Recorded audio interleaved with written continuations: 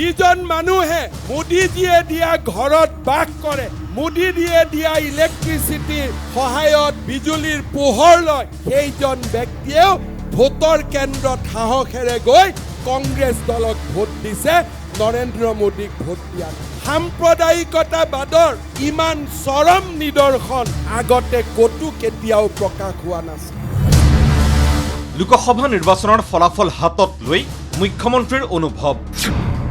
অসমৰ বংগমূলীয় মুছলমান সাম্প্ৰদায়িক।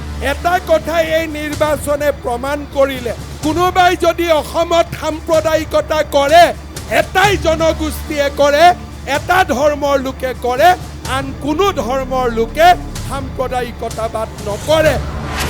প্ৰধানমন্ত্ৰীৰ আৱাস, অৰুণোদয়ৰ ধন, মেধাৰ বলত চাকৰি, বিনামূলীয়া শৌচাগাৰ সকলো পায়ো মোদীৰ বিৰুদ্ধেই ভোট দিলে সংখ্যালঘুৱে। সংখ্যালঘু ৰাইজে কংগ্ৰেছক ভোটৰে উপচাই দি আহিছিল আৰু এইবাৰো ভোটেৰে উপচাই দিছিল। মুখ্যমন্ত্ৰীৰ উপলব্ধি, সকলো সা সুবিধা লৈও মোদী হাতাও অভিযানত বিশ্বাসী সংখ্যালঘু।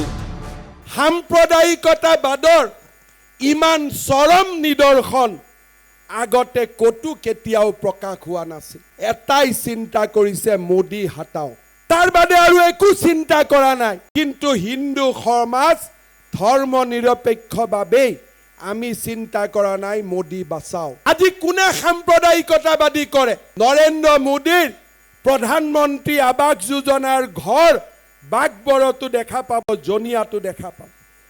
যিজন মানুহে মোদীজীয়ে দিয়া ঘৰত বাস কৰে, মোদীজীয়ে দিয়া ইলেক্ট্ৰিচিটিৰ সহায়ত বিজুলীৰ পোহৰ লয়, যিজন ব্যক্তিয়ে শৌচাগাৰত যায় মোদীজীয়ে দিয়া শৌচালয়, 10 তাৰিখে বেংকৰ একাউণ্টত যিজন ব্যক্তিৰ ঘৰত 1250 টকা জমা হয়, সেইজন ব্যক্তিয়েও ভোটৰ কেন্দ্ৰত সাহসেৰে গৈ কংগ্ৰেছ দলক ভোট দিছে, নৰেন্দ্ৰ মোদীক ভোট দিয়া নাই। লোকসভা নিৰ্বাচনৰ ফলাফলত বংগমূলীয় মুছলমানে বিজেপিক দিলে মাত্ৰ 3% ভোট। তাৰ বিপৰীতে বিজেপিৰ বিৰুদ্ধে কংগ্ৰেছৰ ওপৰত আস্থা অটুট ৰাখি চৰম সাম্প্ৰদায়িকতাৰ পৰিচয় দিয়া সংখ্যালঘুৰ কাৰ্যত স্তম্ভিত মুখ্যমন্ত্ৰী। আমাৰ কোনো এজন সংসদ 10 লাখ 12 লাখ ভোটত বিজয়ী হোৱা নাই।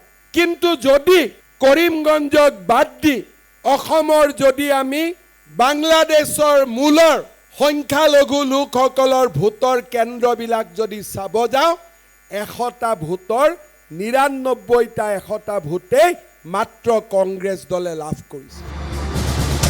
মুখ্যমন্ত্ৰীৰ ভাষাত এয়া অশনি সংকেত। বংগমূলীয় মুছলমানৰ বিজেপি বা মোদীৰ বিৰোধিতাৰ লক্ষ্য কি? মুখ্যমন্ত্ৰীৰ মতে অহা 10 বছৰত বংগমূলীয়ৰ দৃষ্টি অসম দখল কৰা।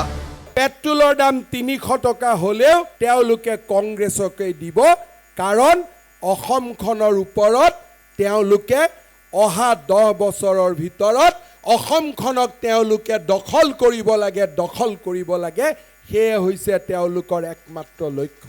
নিৰ্বাচনৰ সময়ত মাত্ৰ মডেল কোড অফ কণ্ডাক্ট আছিল, তেওঁলোকে লখিমপুৰত থানা আক্ৰমণ কৰিলে।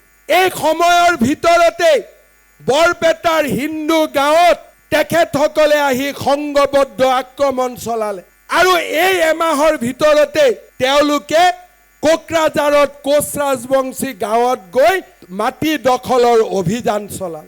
এমাহ নিষ্ক্ৰিয় হওঁতে 3টাকৈ সংঘবদ্ধ আক্ৰমণ, আৰু এইখন অসমত যেতিয়া বিজেপিৰ চৰকাৰ নাথাকিব, দিনে নিশাই এনেকুৱা কিমান আক্ৰমণ চলিব, তাক মাত্ৰ আমি কল্পনা কৰাৰ প্ৰয়োজন।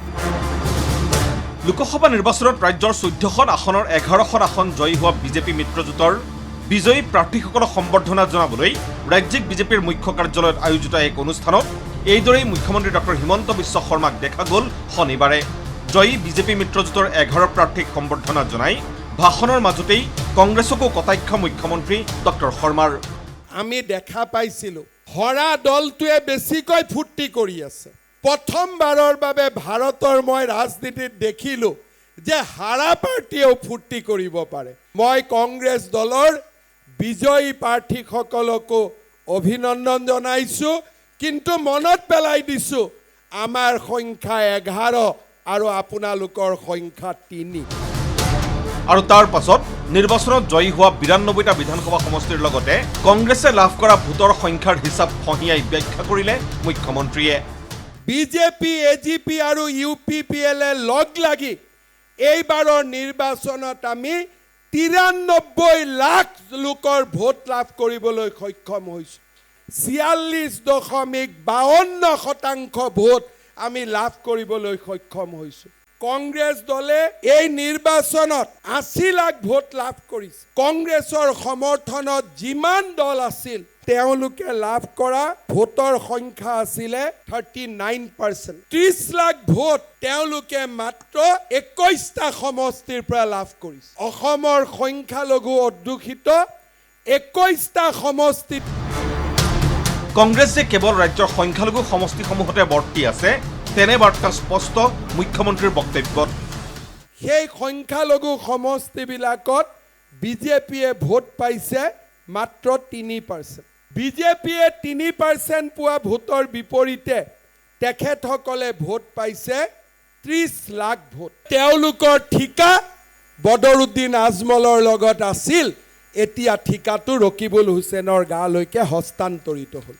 মাত্ৰ ঠিকাৰ পৰিৱৰ্তন হ'ল, কিন্তু দলৰ পৰিৱৰ্তন নহ'ল, সাম্প্ৰদায়িকতাবাদী চিন্তাৰ পৰিৱৰ্তন নহ'ল। ইফালে 1975 চনৰ পাছত যিকোনো শাসক দলে 11খন লোকসভা আসন আৰু 92টা বিধানসভা সমষ্টিত লাভ কৰা অগ্ৰগতিৰো হিচাপ দিলে মুখ্যমন্ত্ৰীয়ে।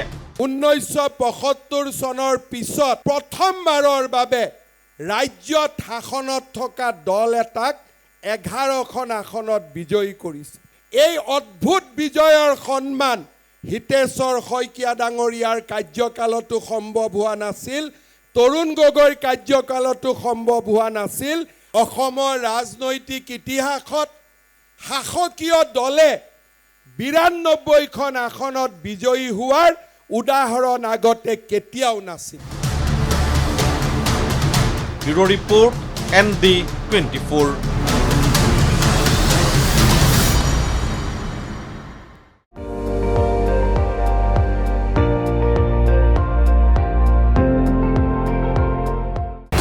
আপুনি চাই আছে ND24, সৰ্বশ্ৰেষ্ঠ নহয় সৰ্বোত্তমৰ দৌৰত।